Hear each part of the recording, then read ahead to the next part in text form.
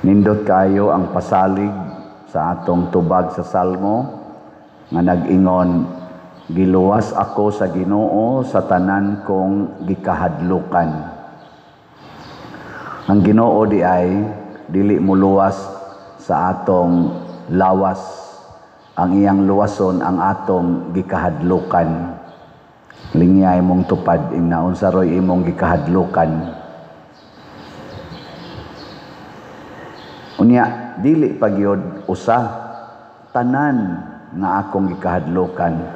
Kanus aman ta makaingon nga ang tanan gyud nga atong gikahadlukan nawala na gyud kun makadawat na ta sa martyrdom, kining kamatayon nga iagi og torture kana bang pabahaon ang atong dugo. Ug mao nay gustos Ginoo nga iyang ipasinati nato sama ni San Pedro Calungsod nga wa gyud siya mahadlok. Kuan biya siya unta padaganon man ta to siya. Wala ra man siya unta gyud pugsa nga magpakamatay kay ang gikalagutan sa katong mga leader didto sa tribe sa Guam mauman ang pari. Pero si San Pedro kay ang iyang pagtuo dili man taphaw bisag batan-on pa kay siya.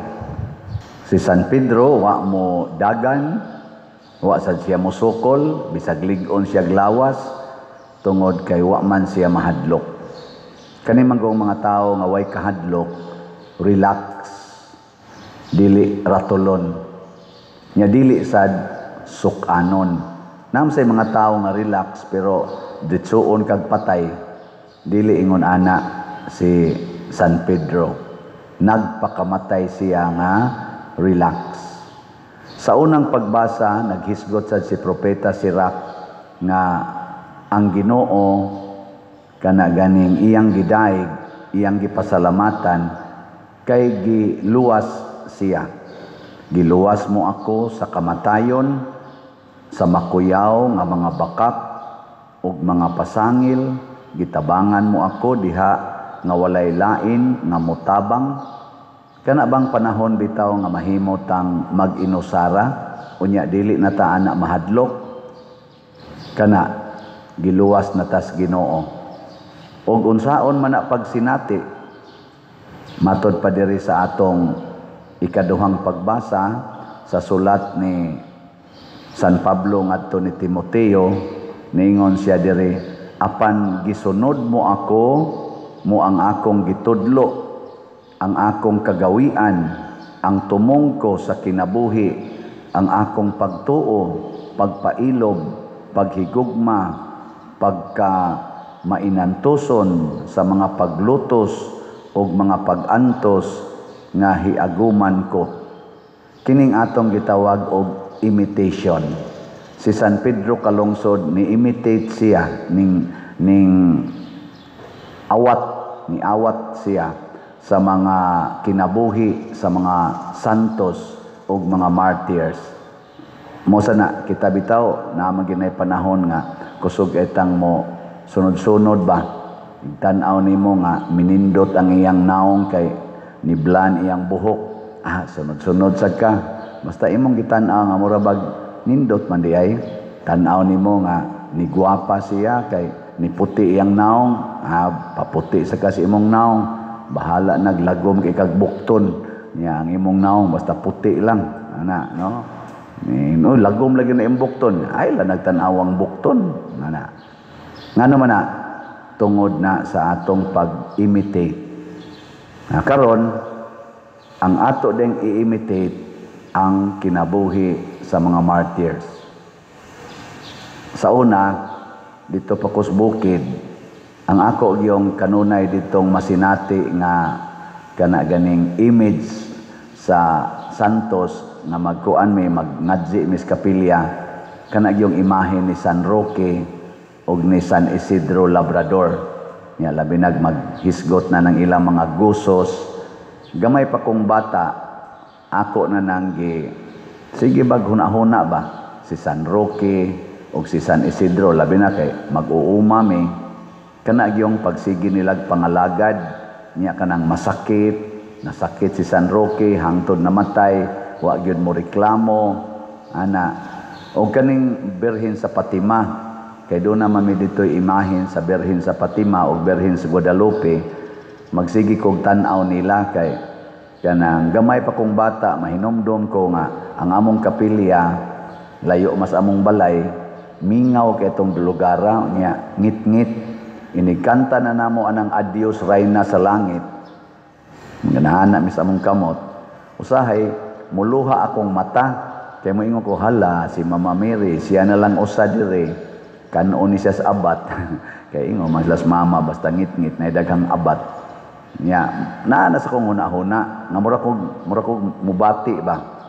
Wadi ko kahibaw nga, katong maong panghuna-huna, nga murag mubati ko sa ila ditong nahitabo, or sa sitwasyon, nga murag silarang usa, ning suod to sa akong kasing-kasing ug motoy akong gipasanginlan nga nag-anam kog kaduol sa kapilya hangtod na duol ko sa simbahan, na duol sa Ginoo ug karon ni gyud nag-alagad sa Ginoo. Imitation importante kay na. Unya unsaon man nato aron maka-imitita, atong paminawon ang sugo ni Kristo, kaning iyang gitawag og the core values sa discipleship or the core commandment for discipleship. Ug unsa man ni matud pa niya diri, kun may buot mosunod kanako, kinahanglan nga magdumili sa iyang kaugalingon, deny himself or herself, magpasan sa iyang cross sa tanang adlaw, take up his cross or her cross every day, ug mosunod kanako, and follow me. Deny the self, take up the cross, and follow Jesus. Basic kay ni nga gibuhat ni San Pedro Calungsod. Iyang gikalimtan ang iyang kaugalingon ug miunong siya sa pari. Wa siya maghuna-huna sa iyang future, kay batanon pa kay siya. Iya gyung gihatag ang iyang kaugalingon. Ug unsa may nahitabo, matud pa ni Kristo diri,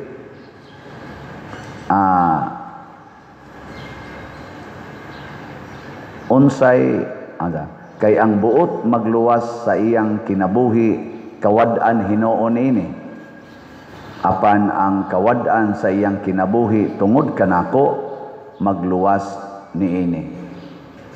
Maghuna-huna bitaw ko si Pedro Calungsod, gipatay ni siya nya matud pa sa istorya sa gisuwat ni Monsignor LD Leison, kaning akong gisundan dinhi nga parish priest, kaning siya may nakapasantos ani, siya may naghimo sa write-ups nga gitadtad ni siya, gipikas-pikas niya, gihumol sa dagat, gihug sa dagat, gipakaon sa mga dagkong isda. Wa na nakita sa iyang remains. Wa na gyud mao gikuha ni Monsignor LD, ang bahas na lang og bato. Ngano man nawa gyud, pero wa mawa ang kinabuhi ni Pedro Calungsod. Nisikat na noog maayo na tibuok kalibutan na hinuon ang nakaila kaniya karon. Maurasad na ang atong dangatan kung magsunod tas Ginoo sa tinud-anay gyud. Mugrabe na hinuon ang atong influensya. Gisugdan sa nako ginagmay kaning paghatag sa tanan. Dako naman gyud makuha ang pari, no? Dako magitag makuha aning pari, dupa-dupa, kolekta-kolekta, ihatag tanan niya. Ang akong desire nga makatabang ko sa community. Sa sige na kong buhat ana, sugod 1984 hangtod karon, ma-amazed ko kay dagko kayong mga kwarta ang ipiyal ngan hinako. Kanang inyong ipalit og slot. Milingya imong tupad, ing nadako na kag napalit nga slot, ing nako no. Oy, daghan na hatag nako, millions na ang nahatag. Nganong nag-anaman na siya kadako, nya wa man jud ko ma-attracted anang kwarta tungod kay nakapractice na ko og self-denial. Nahurot ba akong kwarta? Hasta akong self? Wa. The more na hinuon nga, nagdaghan na kaayo mo, nga nagsigig hatag dinhi, padong sa simbahan, pinaagi aning atong slat-slat. No, sige. Padayonon ni nato, dili. Kung padayonon, mamaligya ta, mamalita. Nya, hangtod na gid na sa kamatayon. Og the more nga makasinati ta og tinuod nga kinabuhi. Kinabuhi nga naay kalipay, naay kalinaw, naay kauswagan, og naay kabalaan.